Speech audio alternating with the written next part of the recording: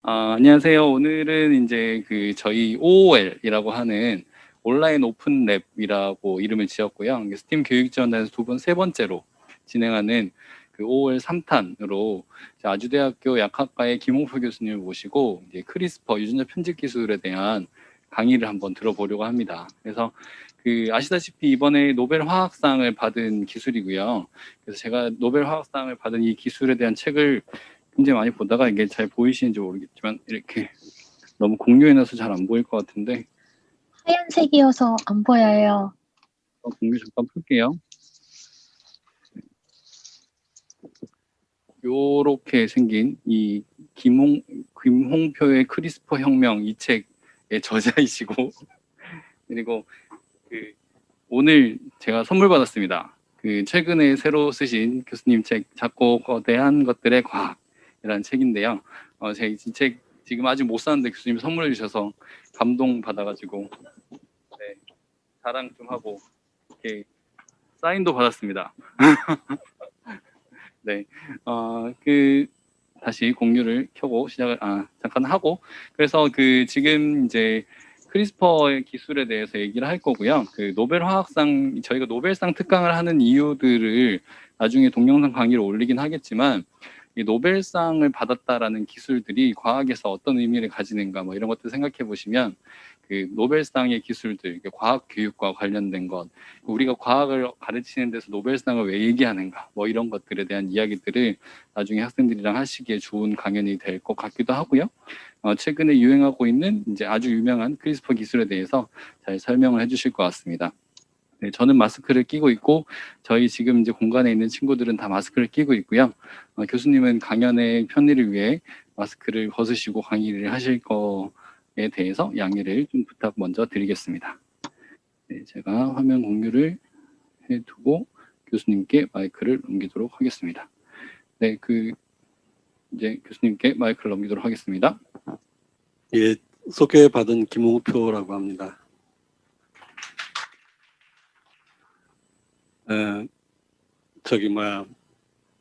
준비 운동부터 잠깐 하고 갈까요? 두 손. 자, 엄지손가락으로 검지, 중지, 뭐라 그래요? 약지. 그다음 이건 뭐라 그래요? 뭔지? 처음 들어보는 말인데. 자, 다 되죠? 다 되죠? 자, 그럼 이제 손 내리고요. 자, 이제 발가락, 엄지발가락에 힘 주고, 자, 엄지발가락으로 검지. 돼요? 안 돼요? 네, 여러분들 다 인간이십니다. 영장류들은 발도 돼요. 그래서 발로 엄마의 털을 부여잡고 안을 수가 있습니다. 여러분들은 그런 거 못 하셨죠, 그죠? 그래서 뭐가 필요하냐면 천회 이런 것들 가지고. 그래서 최초의 천회가 아마도 옷의 시온이었을 것이다. 뭐 이런 얘기들 합니다. 크리스퍼 얘기 사실 별로 할 얘기 없어요. 이 책 쓴 지는 한 3년쯤 됐는데 노벨상을 받을 것이다 뭐 그러다가 계속 안 받았어요. 못 받았어요. 못 받았던 이유는 노벨상 스톡홀름 사람들이 순혈주의, 약간 자기들은 좀 돈하고는 무관하다 뭐 이런 쪽을 약간 강조하려고 그랬던 것 같은 그런 느낌이 들었습니다. 그래서 이쪽이 특허 분쟁이 굉장히 심해요. 그러니까 지금 하버드의 뻥장이라는 중국 친구하고 젊어요. 지금 아마 40 정도밖에 안 됐을 겁니다. 그다음에 다우드나 그다음 뭐 여기 지금 서울대 있다가 나가신 분 김진수 박사, 이제 그런 분들이 다 지금 특허를 가지고 싸우고 있어요. 김진수 박사는 한국하고 호주, 그다음에 다우드나는 미국에서 잡았고 유럽은 또 누구 뭐 이런 식으로 돼 있어가지고 굉장히 복잡하기 때문에 저는 이게 노벨상을 탈 거라고 생각도 안 했어요. 근데 올해 딱 타가지고 강연할 기회가 좀 있을지도 모르겠다 그랬는데 없어요. 코로나 바이러스 때문에 그런 것 같아요. 오래간만에 그 얘기를 하니까 약간 목소리가 떨리는데 한 3분 정도가 지나가면 괜찮습니다. 사실 엊그제 그 수원 책꽂이 도서관이라는 데서 강연을 했는데 거기서도 또 꼭 네 분이 이렇게 오셨었어요. 오늘은 이 크리스퍼를 결론부터 먼저 얘기하도록 하겠습니다. 이 뒤쪽으로 가면 제가 얘기를 자꾸 잡스러운 대로 이렇게 빠져나갈 거예요. 그러니까 가령 여러분들 제가 이렇게 한번 여쭤볼게요. 머리카락 하나를 기둥이라고 생각을 했었을 때 이 기둥의 지름은 얼마쯤 될까요? 그 생물학 배우시는 분들이 이 질문에 대해서 답을 잘 못해요. 야, 얼마쯤 될 것 같아요? 한번 여러분 그냥 그 에스티메이션 한다고 하잖아요. 어림짐작. 그럼 자 머릿속에 1mm의 크기를 얼추 그리고 여러분의 머리카락을 한번 세워보세요. 나란히. 몇 개쯤 세울 수 있을까요? 뜯지는 말고. 여러분들 손오공 아니니까 뜯지는 마세요. 몇 개쯤 들어갈 것 같아요? 2개? 2개? 200개가 들어간다고? 200개가 들어가면 1mm를 나누기 200을 해야 된다는 소리잖아요. 그러면 그게 10마이크로미터가 되거든요. 10마이크로미터면은 세포 하나의 크기잖아요. 여러분들 대충 여러분들 실험도 하세요 혹시? 실험? 현미경으로 세포 보셨어요? 그럼 세포 하나의 평균 크기가 얼마쯤 되죠? 유캐리오틱 셀에? 그래서 잘 모르시는구나. 자, 그러면 이 상식적인 것부터 좀 준비 운동 좀 하고 들어갈게요. 자, 적혈구의 지름은 얼마쯤 되죠? 아, 이 크기에 대해서 약하시구나. 이게 그 다시 머리카락으로 한번 가보도록 하겠습니다. 이게 제 머리카락이 약간 가는 편이거든요. 10개 정도 들어. 80에서 100. 100 마이크로미터. 그러니까 1mm에는 10개에서 13개 정도 들어가요. 근데 만약에 여러분의 머리카락이 약간 굵다, 나는 좀 굵다, 뻣뻣하다 이러면 한 150까지 갈 수도 있다 그럽니다. 근데 보통 평균 100이라 그러면 10개 정도 들어가는 거죠. 자, 여러분들 지금 이렇게 뜯어가지고 보면 머리카락이 보이세요? 머리카락이 안 보이면 이제 밥에 머리카락 들어가고 막 이러죠. 자, 여러분들 현미경 없이 세포 하나를 볼 수 있어요. 우리 눈에 그 감각 한계는 100하고 10 사이다. 단위는 마이크로미터. 이렇게 되는 거죠. 그러니까 우리가 10 정도는 볼 수가 없지만 100은 볼 수 있다. 이런 거죠. 10을 못 본다는 것은 굉장히 다행스러운 일이에요. 세균의 크기는 얼마쯤 되죠? 이콜라이 이렇게 얘기하는 건데. 제가 뚫어지게 쳐다보고 있는데 답을 세균의 그 평균 0.1 마이크로미터, 100 나노미터. 세균은 1 정도에서 조금 더 크고 왔다 갔다 하는데 100 정도까지 떨어지면 바이러스 쪽으로 넘어가요. 이런 크기를 좀 알고 있으면은 편할 때가 있습니다. 이제 거꾸로 뭐 10의 3승, 10의 6승, 9승 이렇게 가는 것도 필요할 때가 있지만 이쪽이 필요해요. 그래서 적혈구의 그 지름은 7 마이크로미터 정도 되고요. 혈소판보다 조금 커요. 혈소판 한 4 정도, 4 마이크로미터. 혈소판이 가장 적은 세포에 속하고 적혈구도 작아요. 그러면 모세혈관은 제가 이런 얘기 이렇게 길게 해도 되는지 모르겠는데 모세혈관은 적혈구의 지름보다 그 굵을까요? 아니면 더 이럴까요? 더 좁을까요? 좁아요. 그죠? 그러니까 이렇게 비틀어서 이렇게 간다 그러잖아요. 그래서 좀 이따 이제 겸상적혈구를 얘기를 할 텐데 겸상적혈구는 아미노산 하나가 아마 제가 알기로 그 하이드로포빅한 게 이렇게 들어가든가 하이드로필릭한 게 하이드로포빅한 이렇게 물에 안 마주치려고 들어가니까 구조가 전체적으로 변하게 되는데 그 변하게 되는 이유는 적혈구 안에는 글로빈밖에 없기 때문에 그렇다는 거죠. 한 8억 개가 되는 모든 단백질이 전부 뒤로 오더라 이렇게 돼 있는 그런 상태가 되는 겁니다. 그러니까 적혈구의 구조가 이렇게 낫 모양으로 이렇게 변하고 그다음 플렉시빌리티가 떨어지고 그런 식으로 가면서 혈관을 잘 못 통과하니까 빈혈에 걸린다. 뭐 이런 얘기들을 하고 있습니다. 자, 뭐 그런 저런 그 얘기들을 이제 뒤에서 조금씩 할 텐데, 일단 결론부터 얘기하고 합시다. 핵산하고 단백질하고는 화학적으로, 그러니까 핵산하고 아미노산하고는 화학적으로 많이 다르죠, 그죠? 그런 건 제가 설명 안 해도 되죠. 이 크리스퍼 유전자 가위라고 하는 것은 이걸 제가 이렇게 하나를 가져와 봤습니다. 요거 하나하나 이랑 고랑, 이랑, 이게 고랑이고 이게 이랑이죠. 밭이랑, 밭고랑. 이렇게 아시죠? 제가 오늘 아침 신문 칼럼에 고랑 이걸 썼어요.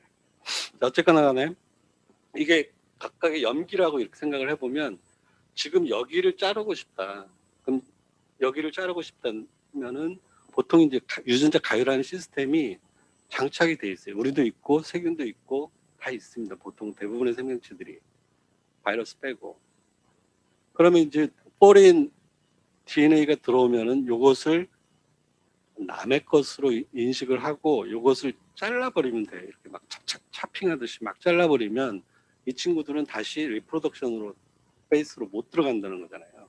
이제 원래 그렇게 하기 위해서 만들어진 그런 시스템을 인간이 이용을 했던 게 이제 생명과학의 시작이고 뭐 이런 것들인데 그 히스토리를 보면은 뭐 제한 요소도 있고 여러 가지가 있어요. 좀 이따 나올 겁니다. 결론부터 얘기하면 지금까지는 요 단백질 시퀀스, 요 핵산의 서열을 인식하기 위해서 요게 바이러스에서 왔다고 치든 어디서 왔든 아니면 우리가 휴먼의 유전자를 에디팅하기 위해서 휴먼의 유전자를 생각했다고 했을 때도 이런 식으로 이제 가정을 한다면 여기를 잘라내고 싶다. 그러면 여기 어딘가를 인식을 하고 나서 그 다음에 가위를 대는 거잖아요. 지금까지는 자르는 가위는 전부 단백질이었어요. 예외 없이.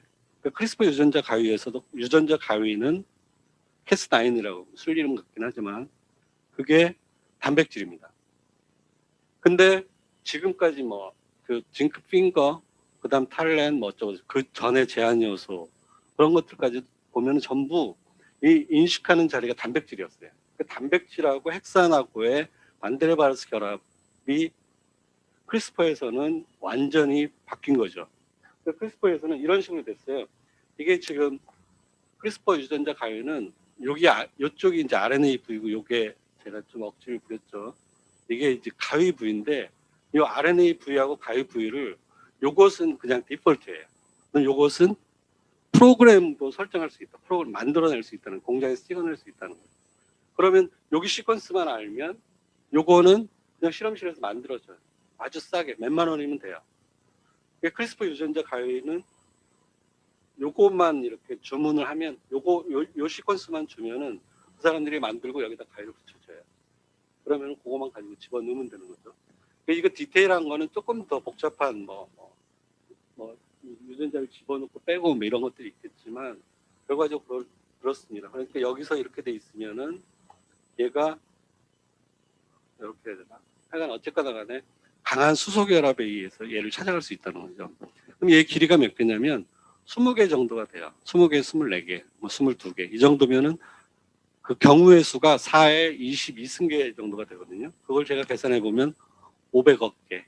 500억 개가 됩니다. 그러니까 500억 개를 시퀀스가 다른 500억 개를 이렇게 셀렉션 할 수 있다는 그런 의미가 되는 거거든요.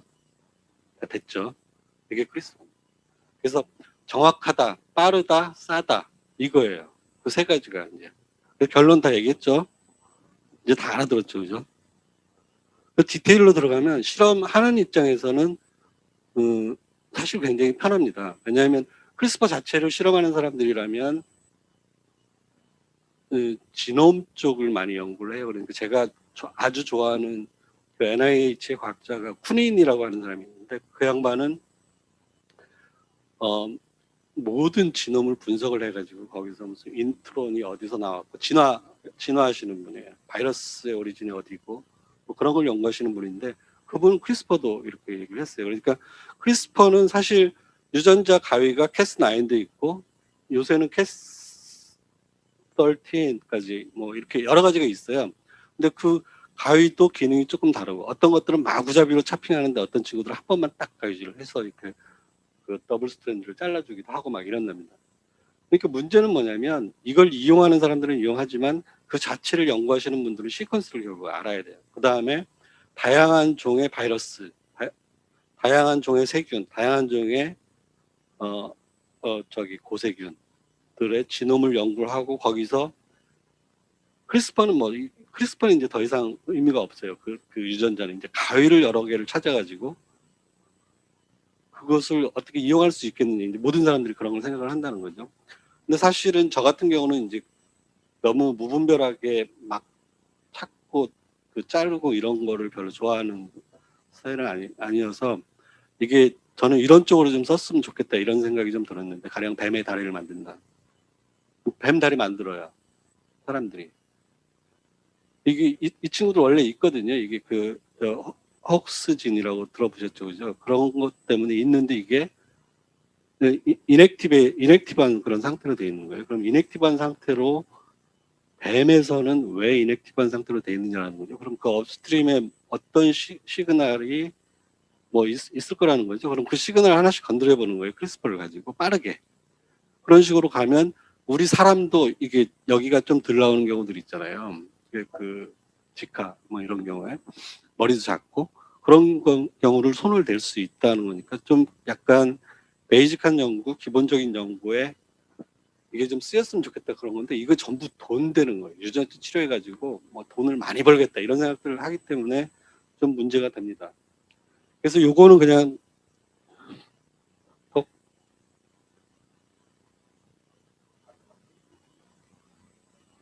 예, 이렇게 돼 있는데 요거 그냥 넘어가는 게 낫겠죠? 여러분들 이거 하고 싶어서 사실 이 제 전공이거든요. 제가 이런 거 전공해요. 가스. 에노가 뭔지 아시죠? 배우셨죠? 에노가 노벨상 탄 거 아시죠? 모르세요? 에노가 뭔지 아시죠? 일산화 질소인데 자동차 배기가스잖아요. 자동차 배기가스인데 실제로 우리 몸에서도 이 가스를 만들어내요. 어디서 만들어내냐면 혈관의 내피세포. 혈관 내피세포 아시죠? 혈관의 벽을 둥그렇게 둘러싸고 있으면서 있는 세포. 그 세포가 이 물질을 만들면 이 물질이 디퓨전 돼가지고 스무스 머슬셀을 이렇게 릴렉스 한다 그런 이완시키면 혈관이 팽창이 되는 거예요. 그런 쪽인데 요게 그 아까 저기서는 이제 1960년대 어떤 사람이 그 쇼프 바이러스라고 하는 것에 감염이 되니까 토끼가 감염이 되니까 알지닌 메타볼리즘이 바뀌더라는 것을 관찰을 하고 그걸 가지고 휴먼의 유전병을 치료하려고 처음으로 시도를 했는데 실패했다는 그런 얘기였어요. 그러니까 그 얘기는 뭐냐면 바이러스를 벡터로 해가지고 휴먼 유전자를 휴먼한테 도입하려고 하는 그런 시도였다는 거죠. 그게 1960년대 이미 시작이 됐어요. 그런데 사실 유전자 치료는 지금도 잘 못해요. 한번 생각을 해보세요. 제 근육이 근이완성 무슨 질환이 있어요. 그럼 근육 전체가 다 문제일 거잖아요. 그러면 이 근육 세포에다가 유전자를 어디다가 어떤 식으로 도달시키겠느냐라는 그런 문제. 이 딜리버리 문제가 가장 큰 문제가 돼요.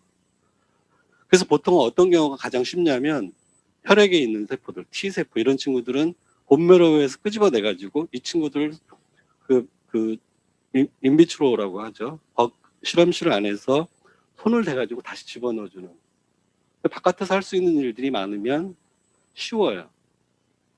그 다음에 이렇게 눈에 있는 무슨 레티나에 뭐 페리사이트, 하여간 그런 것들도 그렇게 할 수 있는데, 여기는 그냥 쭉쭉 넘어가도록 하겠습니다. 이게 제가 좋아하는 동네거든요. 이런 유리아 사이클린이 정말 재밌습니다. 이게. 말도 못하게 재밌는데, 여기를 제가 자꾸 하니까, 그래서, 네. 여기는 이런 거 그냥 넘어가도록 할게요. 제가 그림을 그렸는데, 뭐, 이건 다 아시죠? 뭐, 수소결합이고, 뭐가 나오고. 자, 그럼 하나만 제가 여쭤보도록 할게요. 우리 여러분들 세포 안에 핵이 있죠. 핵 안에 그 DNA가 있는데 DNA의 염기의 숫자는 전부 몇 개쯤 되죠? 네, 이런 것들 사실 굉장히 중요해요. 300억 개. 이게 왜 중요하냐면 아까 4의 22승계 이 숫자하고 300억 개 하고 어떤 게 더 크냐 이런 것들을 우리가 비교를 해줘야 되거든요. 그래야지만 우리가 프로그램을 할 때 이거 짤 때 그러니까 그 가령 PCR을 한다 이랬을 때 몇 개의 염기를 디자인할 거냐라는 그런 문제를 할 때 이 숫자는 굉장히 중요해요. 자, 제가 여러분들의 비밀을 가르쳐 드릴게요. 뭐 제가 한 건 아니지만 엄마한테 32억 개, 아빠한테 32억 개, 그래서 64억 개가 들어있어요. 여러분들 핵 안 해. 64억 개 나중에 끝날 때 다 시험 봅니다. 기억하고 계세요. 이거를 이제 이렇게 해야 되겠다. 그래서 여기 30여 개가 쭉 나오죠. 이렇게 해서.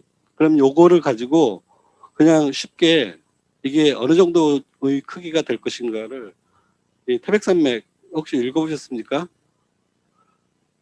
안 읽어보신 거 안 읽어봤죠? 이거 저기 필사해가지고 2억인가 받은 이 집 며느리 진짜 받았대요. 조정래라는 분이 돈 많이 벌었잖아요. 이 책 팔아가지고 이걸 필사를 해야지만 유산을 물려주겠다. 며느리 독한 며느리가 이 필사를 다 했답니다. 이 천기 누설을 여기 몇 개 들어있냐면 이게 제가 한번 찾아봤어요. 16,500매가 10권이래요. 이게 10권. 여러분 책 10권 쓰려면 굉장히 힘들겠죠. 그죠? 생각보다 이렇게 많지 않아요. 매수가. 그럼 여기다가 200을 곱하거든요. 이렇게 저기 약간 전부 쉼표 없이 전부 다. 그러면 이게 330만밖에 안 돼요. 글자가. 요거에 2,000배를 해야지만 여기 인간 30여 개가 나와요. 이걸 하나의 문자라고 그냥 우리 글자 하나 가를 하나의 염기라고 이렇게 가정을 했었을 때 이렇다는 거예요. 그 책이 2,000권에 2,000권 정도면 도서관 하나, 작은 도서관 하나가 되는 거죠. 그래서 이제 제가 도서관이라는 표현을 썼는데 어쨌거나 간에 굉장히 많고 이런 숫자는 세균이나 고세균으로 가면 점점 줄어들어요. 자, 그러면 한번 이렇게 한번 여쭤보겠습니다. 자, 옥수수의 유전체 숫자, 그 DNA 크기는 인간보다 여러분들이 저랑 수업을 안 해보시니까 이게 감이 안 생기는 거야. 자, 눈치로. 자, 인간보다 많다. 많다가 맞겠죠. 이제 배추는? 그러면, 저기 처세술. 자, 그러면은 실러캔스라고 아시죠? 실러캔스 몰라요? 이렇게 큰 민물에서 아주 천천히 사는 바다에서 사는. 실러캔스는 인간보다 훨씬 많아요. 속으셨습니다. 여러분들 속았어요.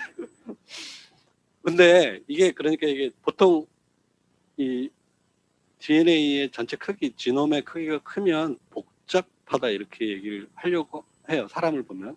근데 실러캔스나 뭐 배추, 심지어 유글레나도 우리 인간보다 많아요. 세포 하나짜리가. 그러니까 이거는 크기만 가지고서 뭐라고 얘기를 못하는 거다라는 거죠. 그래서 이제 거기서 후성 유전학이라고 하는 그런 개념들이 쭉 나오는데 바로바로 넘어가도록 하겠습니다. 이게 제가 이렇게 얘기하면 뭘 건드리길래 이런 게 자꾸 나올까? 이게 이제 이런 얘기인데 이 너무 당연한 얘기죠, 그죠? 단백질은 세포질에서만 만든다. 이게 굉장히 중요한 얘기 같지 않으세요, 혹시? 이게 핵에서는 안 만든다 이런 소리잖아요. 그러면 핵에서 그 정의상 DNA는 핵에만 있는 거예요. 그러니까 DNA는 핵 바깥으로 나올 수가 없어요. DNA가 핵 바깥으로 나오면 무슨 일이 생기죠? 트랩, 죽은 거예요. 그게 이제 그 면역 신호가 돼요. DNA가 바깥으로 나오면. 마이토콘드리아 바깥으로 세포 바깥으로 나오면 그것도 포린, 넌셀프가 돼요. 제가 상처를 크게 입어가지고 여기 크게 제 간이 교통사고가 나가지고 크게 다쳤다. 수술하잖아요. 그러면 여기서 여기까지 쭉 가는 그런 세포들이 다 죽었을 거란 말이죠. 거기서 미토콘드리아가 나와요. 자, 질문. 우리 세포 하나의 미토콘드리아의 숫자는 평균 몇 개? 이게 숫자 정말 약하시구나, 여러분들 숫자. 예? 그러니까 몇백 개냐고요. 200개. 확실히 선배님들이 훨씬 낫죠. 이렇게 순발력도 좀 있고 여러 번 질르면 되는 거예요. 200개 정도가 돼요. 200개 정도가 이렇게 나오는데 그냥 여기서 한번 슉 이렇게 상처가 났다고 치면 세포가 엄청나게 많은 수가 죽어나가요. 나중에 세포 숫자 얘기도 다시 나올 겁니다. 이렇게 된다는 소리는 뭐냐면 DNA가 단백질로 오는 센트럴 도그마에서 중간을 뭔가를 매개하는 뭔가가 있을 거다. 이게 최초에 그 왓슨 크릭이 처음에 이런 걸 생각을 했어요. 이런 결과는 나와 있었어요. 그리고 이제 DNA가 이중나선 구조다 이렇게 이제 알려져 있었는데 그러면 단백질에 여기 유전자에서 단백질까지 가는 동안에 무슨 일이 일어날 거냐라는 상상을 해야 되잖아요. 왓슨 크릭 이런 사람들은 실험하는 사람이 아니고요. 약간 이론 생물학자 같은 그런 사람들이었어요. 그러니까 그 계산하고 생각하고 그래가지고 있을 거다라고 이렇게 얘기했던 그런 것들이 mRNA, tRNA. 저는 tRNA가 굉장히 중요한 친구라고 생각을 해요. 왜냐하면 tRNA는 직접적으로 핵산하고 아미노산이 붙어 있는 그런 자리예요. 어떤 식으로 붙어 있는지는 잘 모르지만 우리가 보통 얘기할 때 코도는 64개고 그렇게 얘기하잖아요. 단백질은 아미노산 20개, 뭐 어떤 사람들은 22개 이렇게 얘기하는데 그렇게 쓰고 그러면은 제가 한번 여러분들한테 여쭤볼게요. mRNA는 DNA에 따라서 달라지는 거잖아요. tRNA는 몇 개쯤 있을까요? 이게 잘 몰라요. 이런 부분이 사실은 여러분들이 모르는 게 당연한 게 학교에서 안 가르쳐 주기도 하지만 그것을 알면 생명의 기원에 가까이 다가가게 돼요. tRNA는 미토콘드리아 안에서는 22개가 있어요. 근데 유캐리오틱 진 안에서는 그러니까 우리 핵에서 이걸 풀어내고 이럴 때는 40 몇 개인가 있어요. 그럼 40 몇 개하고 60 몇 개하고 또 안 맞잖아요, 숫자가. 그럼 거기서 뭐 우불 뭐 이런 것들이 얘기가 나오고 뭐 이러는 건데 이 말은 굉장히 중요한 의미를 가지고 있어요. 그래서 mRNA나 tRNA가 바로 이런 실험 결과를 바탕으로 해서 존재가 있을 거라고 사람들이 가정을 했다는 거죠. 그러면은 제가 한번 여쭤볼게요. 여러분들 프로캐리오트는 원XF라 그러고 핵이 없다고 이렇게 얘기하잖아요. 그거를 배우는데 유캐리오틱 셀은 진XF라고 하고 핵이 있다 이렇게 얘기하는데 잠깐 여러분들 스스로 한번 질문을 해보세요. 자, 핵은 왜 있을까? 핵 왜 있을까요?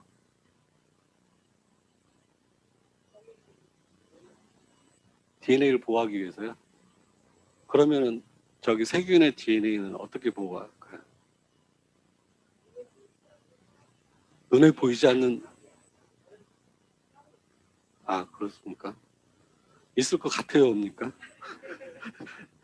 핵이 있는 이유는요, 인트론 때문에 그래요. 이게, 인트론은 어디서 왔어요? 이런 것들이 사실은 진짜 교육 현장에서 이루어질 수 없을 거라고 생각을 하긴 하지만, 이런 게 정말 재미있는, 인트론이 어디서 왔을까요? 한번 생각해 보신 적 있으세요? 인트론이 뭔지는 아시죠? 인트론 이제 잘라내는 잘라내고 붙이고 뭐 스플라이싱 이런 얘기들 하는데 인트론이 왜 있을까? 자, 인트론을 잘라내는 속도는 얼마나 될까? 뭐 이런 거예요. 이런 질문들로부터 핵이 있는 이유가 가설로 등장을 하게 되는 겁니다. 자, 인트론을 제거하는 데는 시간도 많이 걸리고 가위로 잘라내서 붙이고 하는데 정교함이 필요하다. 그런 작업을 단백질을 만드는 그런 데하고 섞으면 혼란이 생길 수도 있다는 거죠. 그러니까 인트론이 아직도 잘리지 않은 부정확하게 잘린 상태는 그런 애들은 없애줘야 되는 거잖아요. 그러니까 그 작업 현장을 분리를 시킨 거예요. 그러니까 요리하는 데하고 복사하는 데하고를 분리를 하는 거죠. 그러니까 DNA를 복사해가지고 RNA를 바깥으로 보내서 마구 쓸 수 있게 만들어 놓은 반면에 그 RNA를 가지고서 단백질을 만드는 장소하고 복사하는 장소는 완전히 별개로 만들어내는 그런 시스템이고요. 인트론은 참고로 얘기하면 미토콘드리아 DNA에서 왔어요. 옛날에 엔도 심바이오시스 하는 그 과정에서. 그러니까 이런 많은 것들이 사실은 실험하시는 분들 온 게 아니에요. 아까 쿠닌이라고 제가 말씀드렸잖아요. 그런 사람들이 지놈의 그 서로 이렇게 컴패러티브 바이올로지, 지놈을 이놈 저놈 다 조사해가지고 그 다음에 이그 계보를 만들고 그 계보를 서로 비교하면서 이제 그런 얘기들이 나왔다는 거죠. 그 사람들한테 물어보면 교수님들도 잘 몰라요. 핵이 그런 질문하는 거를 싫어해요. 제가 어저께도 이런 질문했거든요. 자, 알파 헬릭스가 이렇게 그리잖아요. 사람 보통 단백질 그릴 때. 그러면 이렇게 가는 건 없어요라고 물어보면 정말 싫어해요. 왜냐하면 자기 몰라 답을. 근데 제가 왜 그런 질문을 했냐면 여러분들 혹시 호박이 넝쿨에 이렇게 달려있는 호박이 이렇게 달려있는 그 무거운 그 호박 줄기를 누가 지탱하고 있는지 아세요? 땅에 떨어지기 전에. 물론 무거우면 땅에 떨어지기도 하겠지만 그게 덩굴손이거든요. 덩굴손이 어떻게 그 작고 연약한 덩굴손이 어떻게 호박, 오이 등을 땅에 떨어지지 않게 붙들고 있겠느냐. 그 힘은 어디서 나오느냐. 그런 인장력은 어디서 나오느냐. 그게 덩굴손의 구조에서 나와요. 어떻게 되냐면 이게 네이처의 논문이 나온 거예요. 여러분들 네이처의 논문 내기 쉬워요. 아이, 제가 이런 얘기하면 또 너는 또 뭐냐 뭐 이런 질문이 바로 들어오죠. 공격이. 어떻게 돼 있냐면 관찰이었어.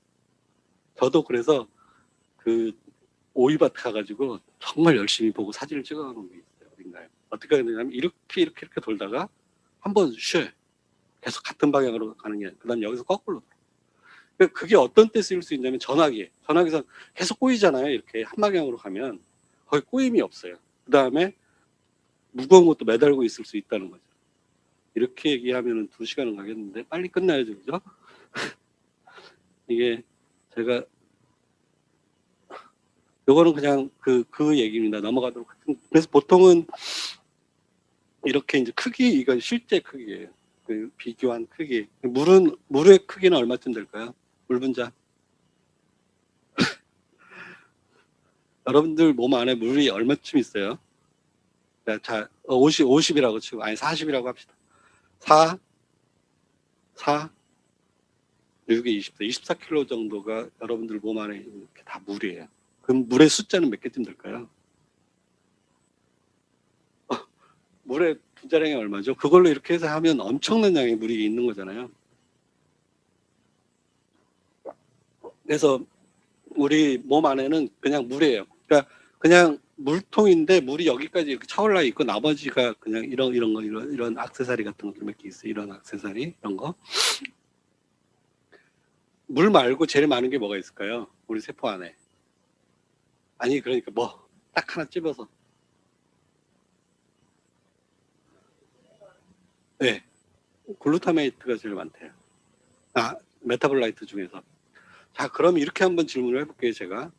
오늘은 여러분들의 상식을 제가 좀 이렇게 그 선에서 만족하도록 하겠습니다. 자, 여러분들이 만드는 미토콘드리아가 ATP를 만든다고 하잖아요.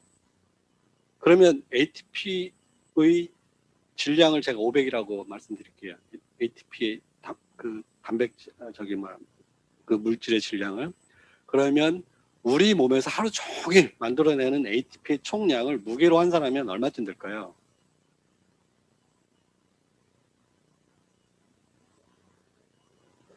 50kg에서 100kg. 그러니까 ADP에서 ATP로 넘어가는 이 순환이 엄청나게 일어난다는 거죠. 그게 여러분들 지금 고개를 끄덕거리고 저를 쳐다보고 할 때 쓰는 에너지가 다 그렇게나 많다는 소리예요. 좀 빨리 넘어가도록 하겠습니다. 크리스퍼 얘기한다 그래놓고 이게 이제 회문 구조인데 사실 이게 tRNA 구조잖아요. 이게 회문 구조가 사실은 크리스퍼의 CRIS P가 펠린드롬이라고 회문 구조예요. 소주 만병만 주소 이렇게 써놓는데 이런 구조들은 사실은 인식하는 그런 자리나 아주 펑셔널한 그런 자리로 굉장히 보편적으로 나타나요. 이게 여러분들도 혹시 만약에 실험을 하신다면 저는 이쪽을 한번 권해드리고 싶어요. 5년 가도 논문 한 편도 안 나올 수도 있어요. 정말 어렵겠죠. 이런 걸 좀 해줘야 되는데 그래야 되는데 이런 회문 구조가 아주 신기하게도 tRNA에도 나오고 지금 여기서도 그 바이러스의 DNA를 잘라버리기 위해서 세균이 동원하는 그런 장치인 크리스퍼 시스템에도 이게 나오고요. 제한 요소도 아주 여러분들 제한 요소 시퀀스 보시면은 이 친구들 다 회문 구조들이에요. 그 가위가 됐건 하는 무척 신기에 가까울 정도의 우연인데 이게 뭔지를 아직도 잘 모르겠어요. 제가 좀 찾아봤는데 이거는 그냥 읽어보시면 됩니다. 바이럴 벡터는 근데 바이러스는 사실은 이제 좀 이따 바이러스 얘기를 잠깐 할 텐데 바이러스는 기본적으로 자신을 복제하기 위해서 숙주 안으로 들어가야 되잖아요. 그러면 자신의 유전자를 핵 공을 통해서 핵 안으로 집어넣는 그런 일이 필요하다는 거죠. 그러니까 RNA 바이러스냐 DNA 바이러스냐는 전략이 다를 수밖에 없지만 어쨌거나 간에 이 친구들은 숙주 안으로 들어가는 게 절체절명의 과제가 되는 거예요. 그럼 우리 코로나 바이러스는 어떻게 들어가죠? 숙주 안으로? 숙주 세포 안으로? 안지오텐신 컨버팅 엔자임 2라는 AC라고 하는 그 단백질을 통해서 들어가요. 불행하게도 안지오텐신 컨버팅 엔자임은 여기저기 굉장히 많아요. 그게 무슨 소리냐면 코로나 바이러스는 굉장히 성공적으로 인간 이 숙주에 들어올 수 있는 확률을 높인 거예요. 그렇기 때문에 잡기도 힘들고 부작용이 많을 수도 있고요. 어떤 사람은 머리가 아프다, 이거 나도 어디가 아프다, 얼굴이 시커매졌네, 폐가 아프네, 이런 얘기들 하는 이유가 바로 그런 거거든요. 그러니까 이런 것들 굉장히 중요한 얘기인데 오늘은 그냥 쑥 넘어가도록 하겠습니다. 지금 유전공학, 우리가 소위 유전공학이라고 얘기하는 모든 부분들은 사실은 전부 세균에 면역해요. 아주 우연하게도. 그리고 크리스퍼 같은 경우는 세균보다는 고세균에서 훨씬 더 많대요. 왜 그런지는 아직 잘 모르긴 하지만 사실이 그래요. 이제 바이러스가 무조건 나쁘기만 한 거냐라고 이제 얘기를 하려고 제 슬라이드를 가져왔습니다. 요것만 보면 여기 매우 사교적인 바이러스 이렇게 나오죠. 여러분들 혹시 아주 어렸을 때 생각나세요? 100일 때? 아니 엄마 뱃속에서 100일 지났을 때 이런 때 나와서 100일 말고 생각 잘 안 나죠? 그러면은 태반이 뭔지는 아시죠? 그죠? 태반은 엄마가 만든다. 자, 엄마가 만들었다. 나를 위해서. 네? 이걸 보시면 되잖아요. 암태반, 수태반 제가 이렇게 얘기하는데 이제 보세요. 수정란이 엄마한테 하나, 아빠한테 하나 이렇게 받았잖아요. X, 여기서 X, 여기서 X 이러면은 피메일이 되는 거고 X 하나, Y 하나 이러면 메일이 되는 거잖아요. 그렇게 된 세포 하나가 약 한 150개 정도가 될 때쯤이면 그 150개의 세포들은 전부 줄기세포예요. 이걸 끄집어내면 150명의 사람을 만들 수가 있어요. 이론적으로는. 그걸 황우석 박사 빼고 황우석 하려고 했던 거잖아요. 그죠? 그러니까 그 150개쯤 되는 세포 중에서 안에 이렇게 이너셀 매스라고 하는 부분들이 여러분이 됐고 그 나머지 부분들이 플라센타가 된 태반. 그러니까 태반도 여러분의 성별하고 똑같은 태반을 구성하는 세포들도 여러분들 XY XY면은 그 친구도 XY. 근데 그 태반은 어디서부터 왔냐? 바이러스가 숙주세포로 악착같이 들어가려고 하는, 어떻게 들어가냐면, 바이러스가요, 파지 그림 한번 생각해 보세요. 박테리아 파지, 담배 모자이크 바이러스. 그러면 이렇게 우주선처럼 내려앉고, 그 다음에 DNA가 쏙 들어가잖아요. 어떻게 들어가는지 그런 것들도 굉장히 중요한 주제거든요. 바이러스 입장에서는 무조건 붙어가지고 숙주세포하고 퓨즈 되는 거예요.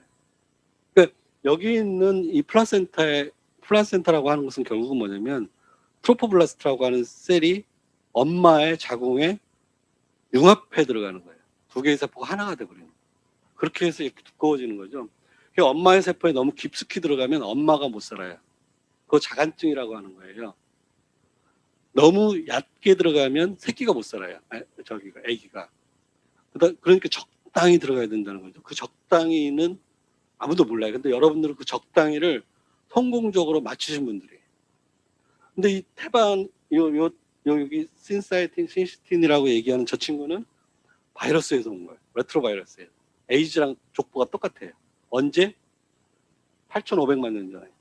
그래서 뭐 6천만 년 전에 개, 고양이가 나누고 뭐 이렇게 되는데 이 친구들은 이미 태반을 가지고 있는 그런 상태가 되는 거죠. 태반은 바이러스 때문에 왔다는 거고 바이러스는 여러분들의 조상이 돼요. 여러분들의 이 유터러스 요 안에 바이러스들이 우글우글까지는 아니어도 바이러스가 있어요. 그런 친구들이 다 이런 흔적들을 간직하고 있는 거예요. 바이러스라고 해서 박테리아라고 해서 이것들을 무조건 배척해야 되는 건 아니에요. 그래서 99%의 항균, 뭐 박테리아, 박멸 이런 전략은 무조건 실패하게 돼 있어요. 항생제 내서. 지금 그 빅파마들이 항생제 생산 거의 안 하는 거 아시죠? 돈이 안 돼요. 근데 임질균 다시 돌아온 거 아시죠? 방코마이신 레지스턴트한 세균들 들어온 거 아시죠? 병원에 여러분들 조심해서 다니세요. 손 이런 거 항상 씻으셔야 돼요. 아 정말 기계치. 요거만 한번 말씀드리도록 할게요. 이게 뭐냐면 지금 여기는 파란색은 정자예요. 여기 정자의 핵. 그 다음에 요 빨간색은 난자예요. 이 두 개가 합쳐져 가지고 자이고트 저기 수정란이 되는 거고 수정란에서 여기 이너셀 매스라고 나오거든요. 이게 이제 여러분들이고 요 껍데기가 플라센타로 이렇게 넘어가는 건데 여기 이 친구들은 토티포텐시한 거예요. 그러니까 전 형성능 뭐든지 다 될 수 있어요. 눈도 될 수 있고 그러니까 여러분 전체를 구성하는 거죠. 그런 의미에서 이 친구들은 가장 덜 분화된 상태예요. 가장 덜 분화된 상태의 지표가 이거예요. 메실레이션, DNA 메실레이션의 그 레벨이 가장 떨어져 있는 이런 상태예요. 그러다가 갑자기 쫙 올라가는 거죠. 이거 엄마 뱃속에서 일어나는 거예요. 그래서 뱃속에서 정자 난자가 다시 만들어지는 거죠. 정자는 정자, 난자는 난자 이렇게 만들어져 가지고 다시 태어날 때쯤 되면 원래 메실레이션 패턴을 찾고 있다가 자 재미있는 사실은 여기서부터 바로 아기를 낳는 게 아니잖아요. 태어나자마자 여기서부터 어느 정도의 시간이 지나요. 자, 30년, 엄마 30년, 아빠 뭐 35년 이렇게 해가지고 두 개의 늙은 경자세포와 난자세포가 만나가지고 어떻게 이렇게 되는지를 알아냈어요. 누가 알아냈죠? 신야. 그 일본 사람 있잖아요. 4개의 트랜스크립셔널 팩터를 집어넣으면 여러분들 피부에 있는 세포를 끄집어내가지고 거기다가 4개의 그 트랜스크립셔널 팩터 유전자를 집어넣으면 얘를 만들 수 있다는 거예요. 그래서 노벨상을 탄 거죠. 근데 요번에 그 노아의 종말이라는 책 혹시 보셨는지 모르겠는데 싱클레어라고 하버드 교수인데 이 사람은 노아가 질병이다 이렇게 얘기하는 그런 분이에요. 그거는 이제 가치인데 저는 반대예요. 완전히 정반대예요. 노아는 질병이 아니고 그냥. 그러니까 이 사람들은 이쪽으로 자꾸 보내려고 그래요. 세포를 우리 지금 현재의 세포를 이쪽으로 자꾸 보내면은 새 걸로 갈 수 있겠다 이런 거죠. 근데 다 실패했어요. 왜? 암으로 가서.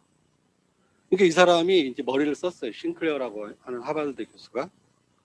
이 친구는 이제 여기 4개 중에서 3개만 딱 집어넣었더니 암으로 가는 숫자가 줄고 세포도 젊어지더라. 그래서 40대 한 번 맞고 뭔지는 모르지만 어떻게 맞아야 되는지 모르겠지만 40대 한 번 맞아서 또 살다가 40년 뒤에 또 40 맞고 이러면은 한 150살은 살지 않겠느냐라고 얘기하는데 저는 여러분들 150년 살고 싶으세요? 이런 거 정말 재밌는 주제들이에요. 그러니까 수업 시간에 뭐가 됐건 그리고 사실은 이쪽으로 가는 메커니즘을 찾아내는 것이 노벨상을 탔지만 사실은 이거 컴퍼러티브 바이올로지 갖고 그다음에 이제 여기 이렇게 가는 게 생물학적으로 어떤 의미, 그다음에 이런 그 세포나 조직마다 기관마다 어떤 식으로 가는지 그런 걸 다 찾아낼 수 있다면 굉장히 좋은 작업이 될 수 있을 것 같습니다. 그래서 지금은 그 싱글셀 시퀀스, 그러니까 싱글셀에 있는 RNA 시퀀스를 증폭해가지고 그 서열을 찾아내고요. 그래서 셀 아트라스를 만들고 있어요. 그게 우리 휴먼 지놈 프로젝트처럼 그런 식으로 이제 세포 숫자를 그 세포의 종류를 알아내고 발생 단계에 따라서 그 친구들이 어떤 단백질을 만들어내고 어떤 RNA를 만들어내고 하는 것들을 찾아내려고 하고 있습니다. 자, 넘어갈게요. 제한 요소는 얘기했죠. 이것도 여기를 자르고 자기는 자기 여기는 인식해서 자르고요. 자기 것은 메칠레이션을 붙여가지고서 자기 것은 그냥 바이패스 하도록 이렇게 만들어내는 이런 시스템이에요. 근데 우리는 요거 잘라내는 이런 시스템만 가지고 와서 그 유전공학 시대가 만들어진 거예요. 1978년. 그래서 이런 시스템을 이용해서 인슐린을 만들어낼 수 있게 되는 거죠. 박테리아에서. 굉장히 중요한 사건이긴 했어요. 징크핑거, 뭐 탈렌 다 그냥 넘어가도록 하겠습니다. 이렇게 돼서. 이제 여기서 이 크리스퍼 RNA의 가장 중요한 점은 프로그램 할 수 있다는 거예요. 요거를. 그러니까 유전자 가위는 디폴트예요. 그냥 항상 똑같아요. 다만 요거를 프로그래밍 할 수 있다면 우리가 원하는 32억 개의 휴먼 지놈 어디든지 이론적으로는 찾아갈 수 있다. 그게 크리스퍼의 막강한 파워입니다. 그러니까 그게 결국은 수소결합에 바탕을 둔, 근데 아이러니컬하게도 그런 시스템을 발명한 사람은 세균하고 고세균이에요. 우리 인간은 그냥 그걸 찾아낸 것 뿐이에요. 찾아낸 것에도 노벨상을 줘요. 열심히 보고 관찰하고 그런 일을 했던 거죠. 그래서 그 히스토리에 관해서는 이 책이 제가 보기에는 가장 실험한 사람, 노벨상을 타신 이분이 다우드나가 쓴 책인데, 책은 뭐 별건 없어요. 별 내용은 없는데 다만 어떤 식으로 접근을 했느냐라는 그런 내용들이 들어있고요. 아까 왕 교수님께서 소개해 주셨던 그 책 김홍표의 크리스퍼 혁명, 거기도 보면 이런 히스토리가 쭉 나와 있는데 이 양반은 보다 더 에피소딕하다는 거죠. 보다 자기 얘기니까 더 재밌어요. 저는 이 책을 재밌게 봤어요. 제가 책 광고하는 건 아니니까 책은 도서관에서 빌려서 보시기 바랍니다. 저보고 또 책 사라고. 그래서 크리스퍼는 이제 보통 크리스퍼를 얘기하면 이런 얘기만 해요. 그래서 너무 재미없어서. 심장을 가진 돼지, 유전병이 없는 이런 아기가 출산될 거다. 이게 신문에 막 버젓이 나와요. 근데 사람들이 이런 거 보면은 막 주식 막 사. 그러니까 이게 그게 너무 많아요. 그러니까 이게 주식으로 부풀려가지고 치고 빠지기 뭐 이런 거 있잖아요. 그러면은 그 뭐라 그러죠? 그 돈 개미? 그게 너무 많아서 이게 저는 별로 재미가 없어요. 근데 요게 저는 기초 생물학의 연구, 그다음에 불치병, 난치병을 갖는 그런 분들을 이렇게 고쳐줄 수 있는 그런 그 메커니즘으로 이용이 됐으면 정말 좋겠다 이런 생각을 많이 합니다. 요게 크리스퍼인데 요거는 그냥 보시면 돼요. 어떤 책이든지 다 나와 있습니다. 그래서 요 자리가 크리스퍼고요. 그러니까 이렇게 생각하면 돼요. 빵이 있고 햄이 있고 빵이 있고 치즈가 있고 빵이 있고 토마토가 있고, 그러면 우리가 그 빵 빼놓고, 빵은 크리스퍼 시스템이고 원래 있는 시스템이고, 요 안에 들어가 있는 뭐 치즈니 뭐니 이런 것들은 바이러스의 유전자를 잘라가지고 여기다 끼워놓은 거예요. 그래가지고 나중에 바이러스가 들어오면은 이놈 들어왔네, 전에 왔던 애네, 그래가지고 그 친구를 바로 공격할 수 있다는 그런 시스템입니다. 그러니까 정확하게 면역계예요. 세균의 면역계. 그 얘기를 많이 하는데 사람들은 응용 쪽에 너무 많이 가요. 그러니까 보통 가서 얘기하면 이렇게 얘기해요. 바나나가, 지금 여러분들 바나나 많이 드시잖아요. 그 바나나 종류가 어떤 종인지 혹시 아세요? 바나나 종. 네, 캐번디시 종인데 그 캐번디시 종이 지금 곰팡이한테 침탈을 당하고 있습니다. 그래서 동남아 쪽에 있는 바나나들이 속수무책으로 쓰러져 가고 있다 그래요. 그래서 재작년에 2018년으로 기억하는데 그때 다국적 연구팀이 바나나의 유전치를 전부 조사했어요. 그래가지고 곰팡이의 내성을 갖는 그 자리를 바나나에다가 지금 이식해가지고 다시 키우려고 하고 있어요. 바나나는 씨가 있다 없다? 있어요. 바나나 씨 있어요. 야생에는. 근데 바나나는 밑으로도 잘 자란다고 하더라고요.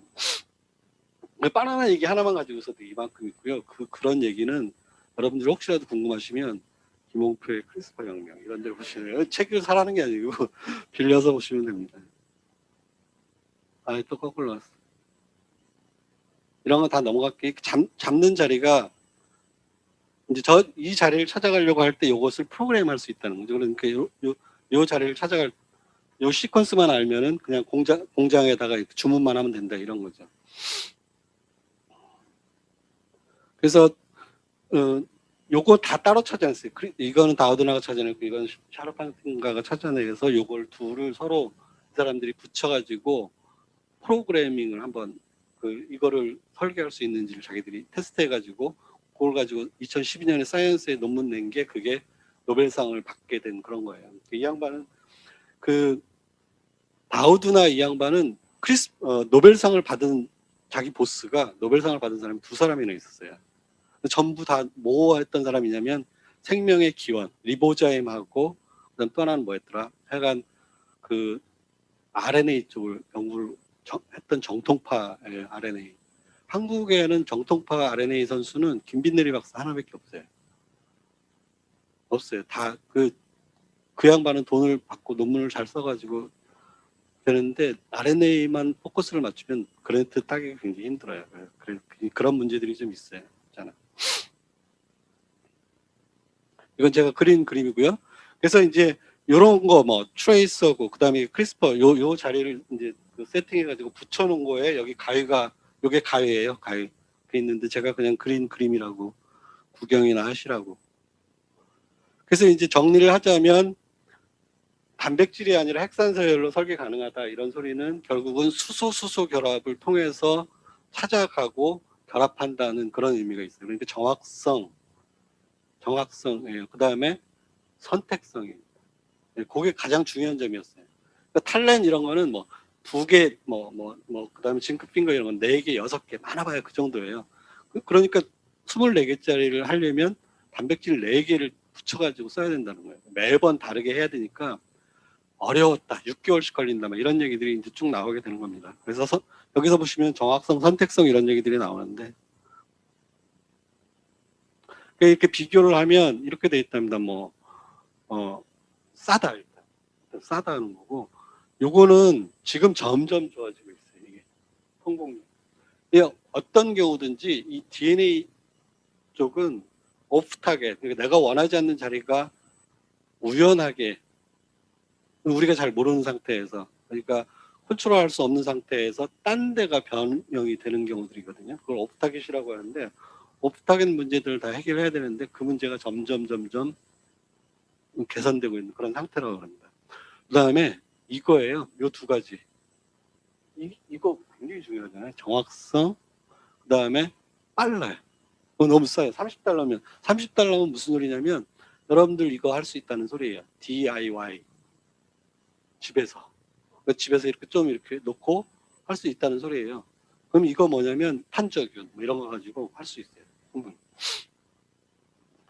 그래서 이제 응용 쪽으로 이렇게 자꾸 가면은 환자 혈액에서 끄집어내 가지고 바깥에서 T세포를 건드리는 거죠. 이게 CCR5 같은 쪽은 얘기하지 않도록 하겠습니다. 유전자 이름인데 요걸 제거한 상태로 집어넣어 가지고 실제로 성공을 했어요.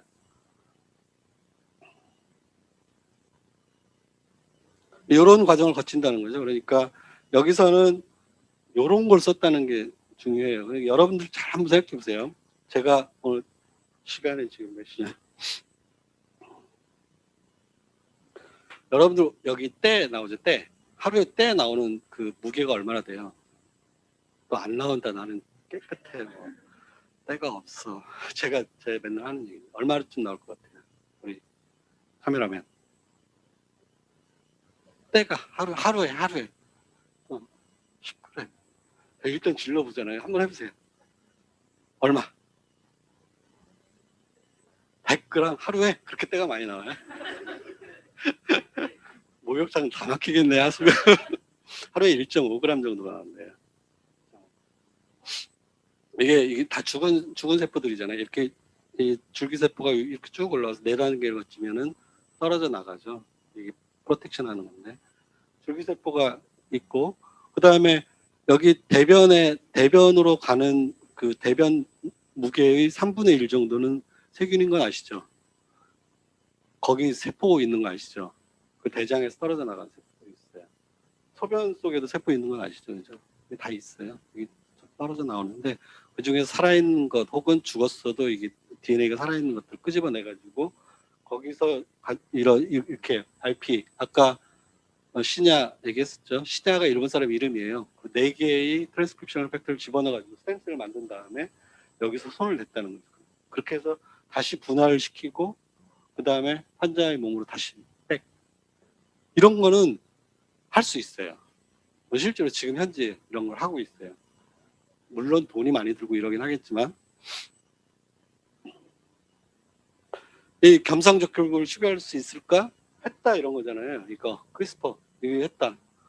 이게 언제적 얘기예요? 2016년에 벌써 4년이 됐어요. 그러니까 2012년에 프로그램 할 수 있다 이렇게 해놓고 4년 뒤에 막 그 뱀 다리 만들고요. 별짓을 다 했어요. 사람들이. 그러니까 쉬우니까 모든 사람들이 그걸 사가 주문만 하면 되고 $30 이렇잖아요. 제 주머니 털어가지고 한다는 거예요. $30 정도라면. 그럼 막 저쪽 탈렌 이런 거 할 거를 막 수백 개씩 할 수 있어요. 엄청 싸게 할 수 있다. 자, 됐죠? 이게 이제 여러분이죠? 자, 이제 조금만 질문을 해보도록 하겠습니다. 자, 우리 인간의 총 세포 숫자는 몇 개? 안 나오나? 답이 없나, 여기는? 네, 40조 개 정도입니다. 지금 현재. 40조 개 정도인데, 자, 그러면 40조 개, 아니, 그건 중요한 건 아니에요. 10조 개면은 아주 성공적이에요. 보통 10조 개에서 100조 개 정도 이렇게 얘기하거든요. 10에 13승에서 14승 그 사이. 자, 숫자는 그렇고, 종류는요. 여러분들 세포 아는 거 하나씩만 얘기해보세요. 세포 아는 거. 근육세포. 또. 상피세포 또. 파도. 신경세포. 신경세포가 세포예요? 아니, 난 그렇다고 치고. 간세포가 세포예요? 네, 간세포. 뭐, 적혈구, 백혈구, 혈소판, 아까 제가 다 얘기했잖아요. 아, 몇 종류쯤 될까요? 아, 뛰어나시네. 한 200에서 400 종류인데, 아마 아까 셀 아틀라스 그 프로젝트가 다 진행이 되면 훨씬 더 많게 나올 가능성이 있어요. 너무 많으면 또, 그러니까 이것을 아마 줄일 가능성도 있습니다. 조금. 그러니까 대충 비슷한 것을 카테고리로 묶어서 이것은 그냥 간세포로 가자. 뭐 이런 식으로. 자, 200에서 400 종류. 됐죠? 1등. 숫자가 제일 많은 세포는 1등. 상피? 피부나 상피나. 여러분들 잠시 생각하는 동안 제가 물을 마시도록 하겠습니다. 제일 많은 1등이 뭘까요? 아, 숫자. 예.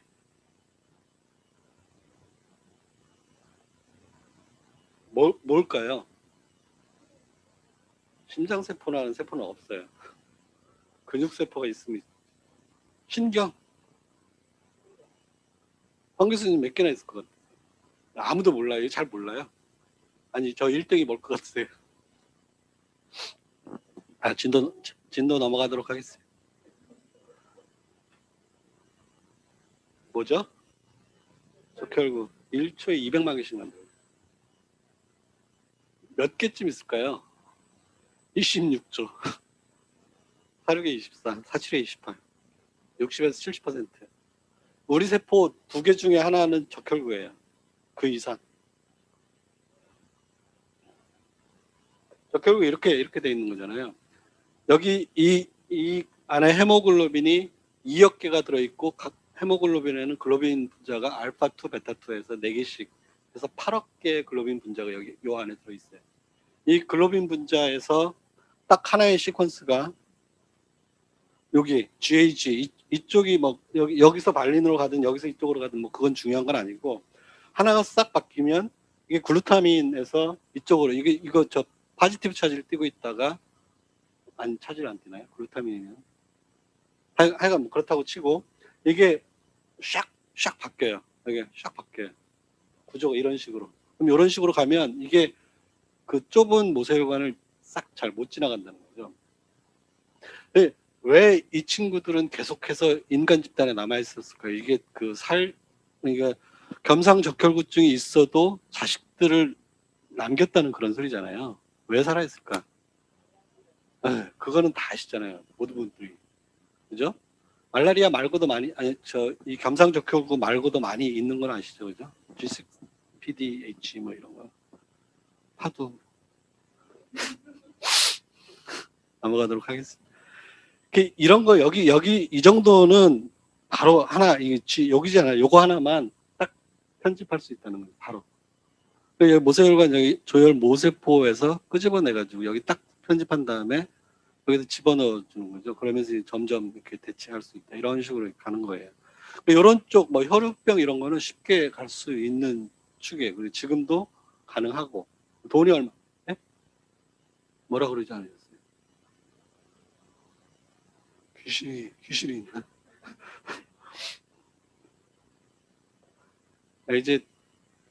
이제 거의 다 왔습니다. 제가 이게 월바키아라고 들어보셨죠? 월바키아는 미토콘드리아가 갔던 길을 지금 가고 있는 친구들이에요. 미토콘드리아는 진핵세포에서 공생을 성공적으로 확립한 친구들이잖아요. 혹시 미토콘드리아 책 읽어보신 분 계세요? 읽어보셨어요? 이렇게 두꺼운 걸 몇 번? 한 번. 제가 5번 읽어요. 제 임꺽정 몇 번 읽은 줄 아세요? 제가 임꺽정 10권짜리 50번. 50번 읽었어요. 자, 월바키아는 자신의 유전자를 퍼뜨리기 위해서 어떤 작전을 쓰냐면 여러 가지 작전을 써요. 그 자기 유전자가 없는 어떤 숙주를 죽여버리는 전략. 또 하나는 전부 하여간 그런 전략을 많이 써요. 그러니까 싹쓸이 거죠. 자기 것만 살리는 그런 전략을 쓴단 말이죠. 그것을 모기한테다가 이렇게 시스템을 집어넣어가지고 월바키아 유전자가 있는 그 모기를 바깥으로 보내면 암컷이 다 죽어버리게끔 세팅을 해놓은 거예요. 그래가지고 중국 친구들이 그걸 만들어가지고 이 동남아 중국 남쪽으로 이렇게 퍼뜨려서 모기를 몰살시키겠다. 자, 아까도 제가 세균 얘기할 때 말씀드렸지만 몰살 뭐 100% 이거는 없어요. 그리고 그건 너무 생명체를 무시하는 모기를 너무 무시하는 그런 친구들이에요. 그리고 나서 더 중요한 건 뭐냐면 모기가 없어졌을 때 무슨 일이 생길지를 우리가 모른다는 거죠. 그래서 멸종이 어려운 그 얘기가 돼요. 그러니까 한국에서 호랑이가 멸종이 됐었을 때 우리 야생 생태계가 무슨 일이 일어나는지를 우리가 아직도 잘 몰라요. 근데 알기도 전에 아파트로 전부 채워버렸어요. 전부. 이제 절대 몰라요.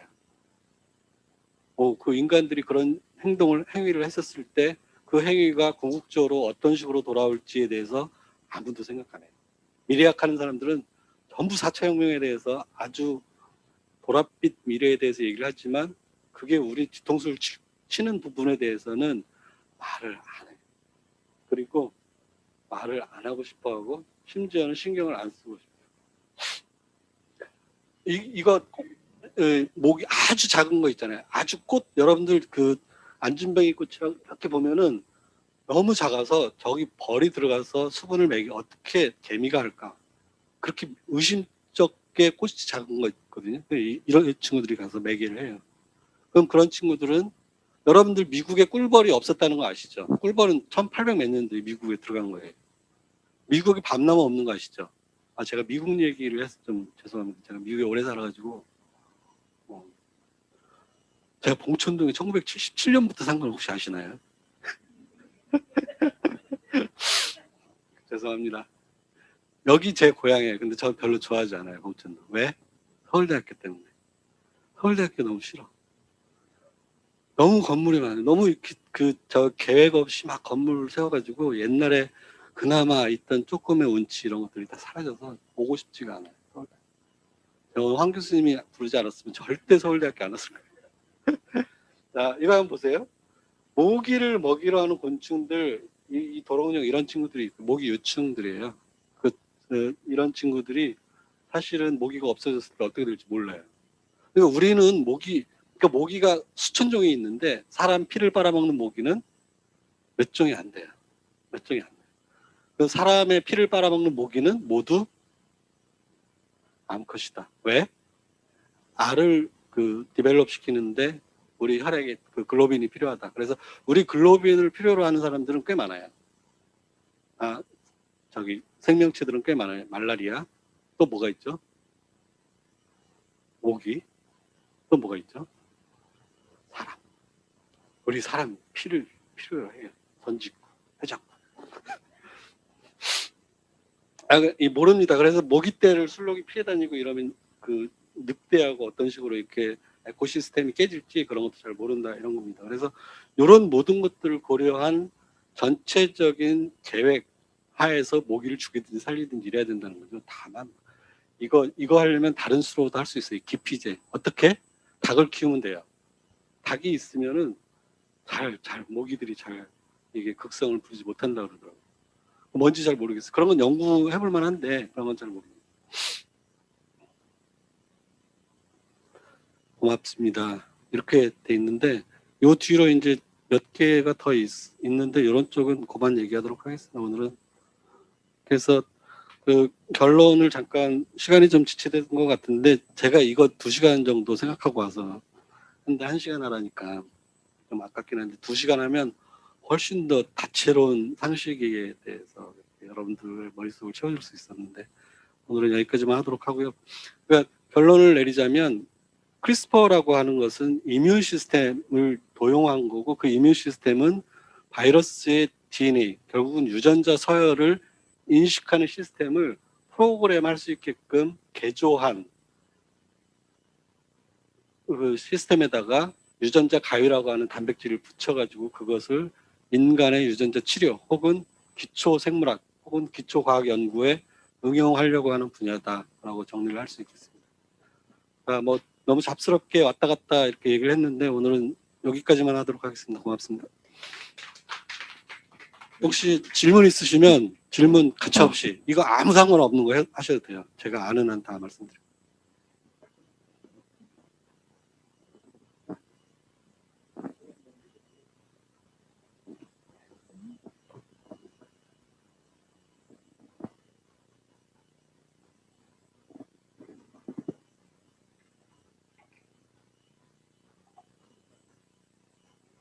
네, 말씀하십시오.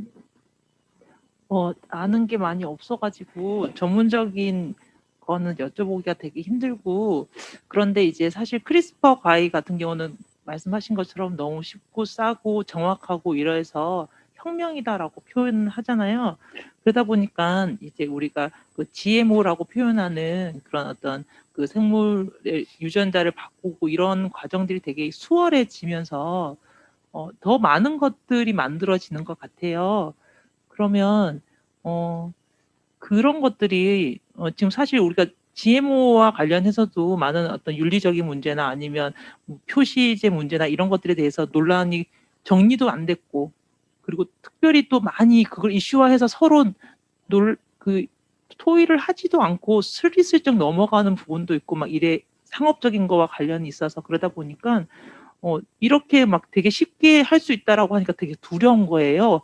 오히려 우리가 모르고 있는 사이에 많은 것들이 만들어질 수 있을 텐데 교수님께서는 이렇게 크리스퍼 유전자 가위를 이용해서 새로운 그 어떤 생물 특성을 만들어내는 거 이런 것들이 조금 크게 봤을 때 어느 정도의 규제를 좀 받아야 한다 뭐 이런 건지 아니면 어떤 그런 마음을 갖고 계신지가 되게 궁금해요. 저는 사실 좀 두렵거든요.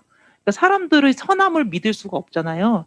그랬을 때 어떤 식으로 어떤 그 상업적인 목적으로 뭐 오용이 될지 이런 게 되게 두려운데 그래서 교수님은 이런 크리스퍼 과에 대해서 많이 아시니까 또는 연구 환경이나 연구자들의 어떤 그런 특성에 대해서도 조금은 아실 것 같으니까 일반인들이 가지는 막연한 두려움에 대한 부분은 어떻게 얘기해 주실 수 있는지 그게 조금 궁금해요. 제 성격이 어떠냐 그걸 여쭤보시는 거죠. 그런 면도 있는 것 같아요. 이게 성격하고도 관련이 있고요. 성격을 조금 더 구체적으로 얘기하면 저는 세계관이라고 보는데 저는 뭐 가차 없습니다. 저는 그 규제가 상당히 있어야 된다고 이렇게 생각하는 거고, 특별히 그러니까 여기서 보시면은 제가 별로 마음에 들어하지 않는 문구들이 몇 개 있어요. 김지수 박사가 썼던 것은 이런 규제를 과학자들을 옥죄인다는 그런 투로 썼는데, 저는 그거 굉장히 위험한라고 생각합니다. 왜냐하면 이 양반은 벤처 자기 회사를 가지고 있는 사람이잖아요. 그런 사람들의 목소리가 전문성과 합쳐져 가지고 어떤 힘을 가지고 오는 것은 절대 반대. 이 양반도 이렇게 돼 있어요. 여기서 보시면은 진화를 지배하는 놀라운 힘, 이런 문장은 굉장히 위험해요. 그러니까 지금 제가 오늘 아침에 신문선독 김홍표의 그 과학 한귀퉁이 이렇게 보시면, 제가 오늘 쓴 칼럼은 이거였어요. 감자인데 감자에다가 그 세균의 유전자를 집어넣어 가지고 살충제가, 그러니까 벌레가 와서 감자 그 이파리를 씹으면 살충제가 바로 벌레를 죽이게 하는 그런 거는, 아까 모기 얘기했던 것처럼 굉장히 위험한 행위인데, 그것을 누가 만들었냐면 몬산토가 만들었어요. 몬산토에서 만든 가장 그 악질적이라고 그래야 될까요? 약간 저급한 것은 터미네이터 종자 만든 거. 터미네이터 아시죠? 터미네이터 종자는 뭐냐면, 내가 옥수수를 거기 사가지고 심으면 옥수수가 나와가지고 옥수수가 잘 열려요. 제초제 성분이 들어있건 어떤 간에. 그 다음에 먹어요. 상관없어요. 괜찮은데 다음에 씨를 심으면 싹이 안 나와요. 그래서 터미네이터입니다. 그러니까 모든 것들을 자기가 독점하겠다는 거예요. 독점하고 정보가 오픈이 안 되고, 그런 것들은 사실 굉장히 위험하거든요. 저는 분명히 특허 문제가 걸리고 이러기 때문에 정보는 바깥으로 분명히 안 나와요. 그러니까 의료 분쟁을 여러분들이 증명하기 힘든 것처럼, 그래서 이것은 어떤 식의 사회적인 합의가 분명히 있어야 되고, 그것은 다양한 분야의 사람들이, 근데 그런 시간을 아마 얻기가 힘들 가능성이 많아요. 그러니까 이거 당할 가능성이 많다고 생각이 되는 거죠. 지금 우리는 이렇게 되지만 실제로 우리가 그 식량 자급률이, 이게 식량이 가장 큰 문제예요. 지금은 이제는 식량하고 물. 식량의 자급률이 많이 떨어지고 10몇 %인가밖에 안 돼요. 그 나머지는 전부, 그러니까 우리 코로나 나왔을 때 베트남하고 얘기를 잘해가지고 쌀을 좀 수입할 수 있게 이렇게 해야 된다는 그런 얘기까지 나왔잖아요. 그러면 그러니까 저쪽에서 막 고치고 뭘 손대고 이러는지 모르는 상태에서 다만 수확량을 높인 농산물이 우리한테 들어왔을 때, 저는 GMO는 그렇게 위험하다는 생각을 하는 사람은 아니에요. 왜냐하면 어차피 씨 없는 수박, 인공 아티피셜 셀렉션이잖아요. 아티피셜, 또 이러면 또 재수 막 이렇게 얘기해요. 제가 미국에서 오래 살아서 영어로 얘기하면 또 이거 없는 거를 골라낸 거잖아요. 이 시간의 차이, 얼마나 스피디하게 유전자를 굳혔느냐의 문제지, 그런 일을 계속해서 해왔어요. 옥수수 요만했잖아요. 마야. 요것을 계속해서 개량하고 해서 지금 뭐 강원도 철옥수수가 나온 것처럼 그런 거랑 똑같아요. 이게 그것을 다만 크리스퍼를 가지고 썼느냐 안 썼느냐 이런 정도의 차이니까 빠른 건데, 지금은 그게 전부 독점이 되고, 그 다음에 그 시스템이 기업의 크기에 따라서 이게 전 세계를 하나의 종자가, 아까 바나나 얘기 잠깐 했었잖아요. 캐벤디시가 한 종이 있고 나머지들 아주 적은 숫자들이 야생에 좀 있지만 거의 대부분 우리가 먹는 캐벤디시예요. 캐벤디시가 쓰러지면 바나나 없어지는 거예요. 물론 그런 일은 안 일어나리라고 생각을 하지만, 그래서 저는 그런 정보의 민주화가 필요한 것이지, 이것의 이용은 그러니까 저 같은 사람들은 이런 과학계에 있는 사람 중에서도 가장 레디컬한 쪽에 속하는데, 그것을 잘 이용할 수 있다면 저는 좋다고 생각합니다. 아까 뱀 다리 만드는 그 극단적인 얘기긴 하지만. 예. 그 줌에서 질문 하나 나온 거 있어서 먼저 좀 하겠습니다. 네, 그 특정 유전자를 찾아간다고 하셨는데, 예. 그 분자 입장에서 매우 긴 체인에서 찾는 시간은 어떻게 극복할 수 있는지. 뭐라고요? 그 분자가 매우 긴 체인을 가지고 있는 경우에는 찾는 시간이 오래 걸릴 것 같은데, 이런 거는 어떻게 극복 가능한지에 대한 질문. 찾는 시간이 아니요. 그거는 지금 제가 디테일한 것들 얘기를 하지 않았는데 그 상동 제조합이라고 하는 그것을 지금 염두에 두고 말씀하실 것 같은데 체인의 길이는 상관없습니다. 그러니까 어디를 자를 거냐만을 그러니까 특정 유전자잖아요. 그럼 타이틴 같은 유전자들은 500kD인 거 이래요. 엄청나게 큰 그 유전자들인데 그러면은 엑손, 인트론까지 다 따지면 길이는 굉장히 클 거잖아요. 그거 할 때는 보통 우리가 바깥에서 타이틴을 만들어 가지고 집어넣어줘요. 그 저기로 고칠 것을. 그러니까 여기서 뭔가 우리가 그 고쳐야 되는 그런 부분들을 찾아가지고 잘라주면 여기서 이제 우리가 고칠 그 템플레이트를 집어 넣어주는 거죠, 바깥에서. 그런 식으로 가는 경우가 많고, 뭐 그러기 때문에 사실은 제가 상동제조업 얘기로 가면 너무 디테일해서 얘기를 안 했는데 그걸 또 질문을 하셨네요. 길이는 크게 상관없습니다. 저는 안녕하세요. 네. 교수님 강연을 잘 들었고요. 그 크리스퍼를 이용한 기술과 관련돼서 이제 앞으로 국가 간 경쟁이 굉장히 심할 것 같아요. 경쟁 안 심하죠? 안 이미 심한가요? 끝난 상황 끝 아니에요? 지금 무수히 많은 벤처 회사들이 생겨나고 이합 집산지 하겠지만 결국은 어떤 아이템을 잡느냐 이런 그거에 따라서 이미 많이 컸을 거예요. 굉장히 많은 돈을 그 가지고 있는 거로 알고 나오드나 이런 거. 그러면은 이제 그러니까 어떤 네. 펌을 어떤 아이템을 잡느냐가 가장 관건이 될 거예요. 이게 돈이 될 만한 걸 잘 잡아가지고 가느냐. 그러면 저희 나라 같은 경우는 우리나라는 어느 김진수 정도로 박사 이렇게 지원을 받거나 아니면 좀 야가죠. 아무래도 좀 약한 걸 알고 있어요. 김진수 박사 뭐 그 몇 명 연구회가 있는 걸 알고 있는데 뭐 그분들은 그 아주 규모가 작고요. 한국 규모가 작아요. 그러고 뭐 좀 불미스러운 일도 좀 있었던 것 같기도 하고 특허 때문에 그 학교하고 근데 그 자세한 내막은 잘 모르지만 그런 쪽 부분을 관심이 그 무슨 윤리적인 사회적인 파급 이런 쪽은 그 강릉대학교 전방욱 그 총장하셨던 분 있죠. 그분이 책을 제가 페이스북에다가 우리 책이 나오고 막 나온다는 것을 우리 막 다 광고를 했거든요. 그랬더니 자기 내 책도 내야 되는데 그러더니 나보다 먼저 책을 냈어요.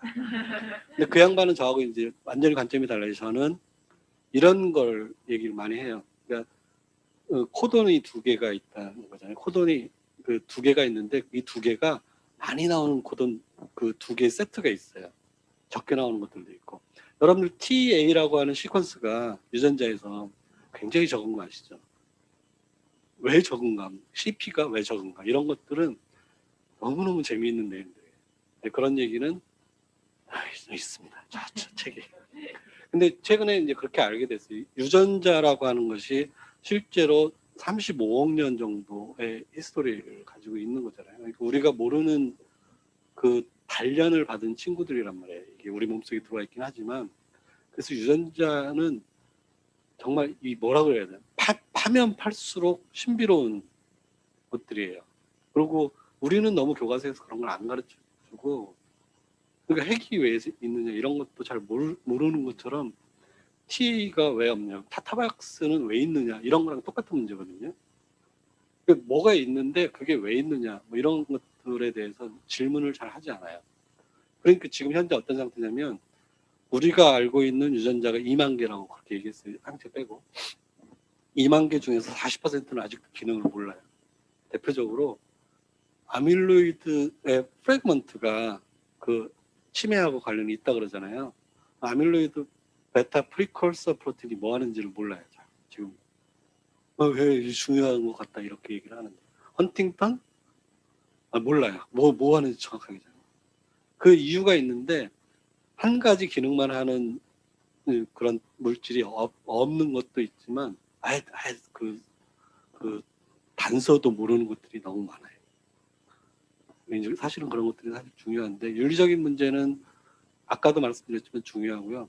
한국은 중국보다 훨씬 많이 더 있어요. 솔직하게 얘기하면 중국은 연구자 백인 뭐 무슨 프로젝트 뭐 이런 거 있어서 제가 아는 어떤 분이 그 그 추운데 얼음 축제하는 데가 어디죠?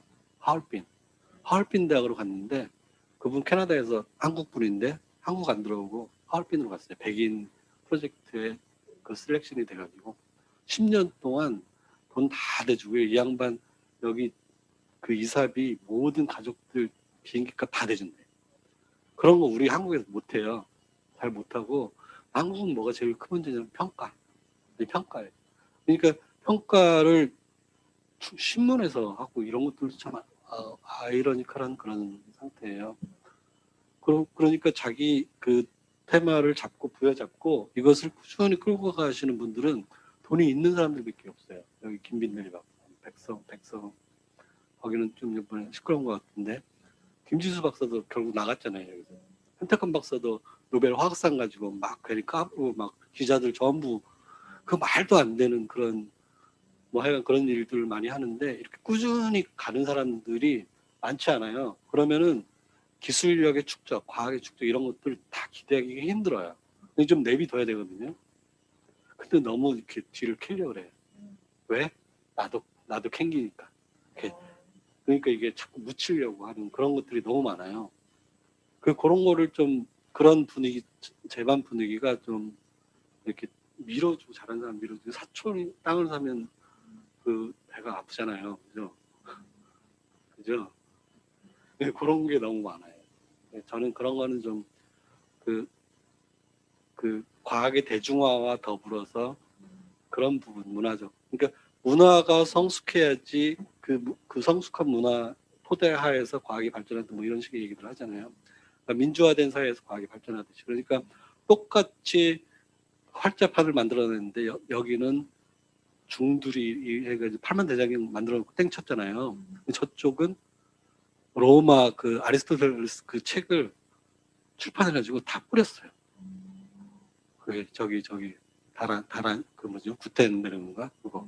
근데 거기서 활자의 민주화 이렇게 딱 되는 거잖아요. 그러면서 정보의 민주화로 가면서 결국 과학혁명으로 이어지게 되는 게 물론 그게 다가 아니겠지만 저는 그런 건 사실 굉장히 중요하다고 생각을 합니다. 문화적인 토대 이런 것들이.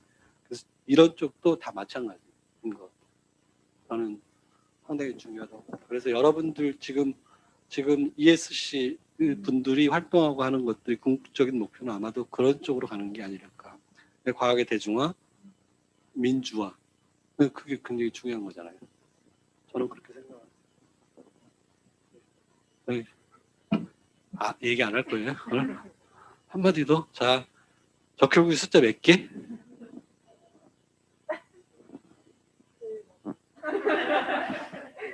네, 제일 많답니다. 네, 이걸로 마치도록 하겠습니다. 고생하셨습니다. 네.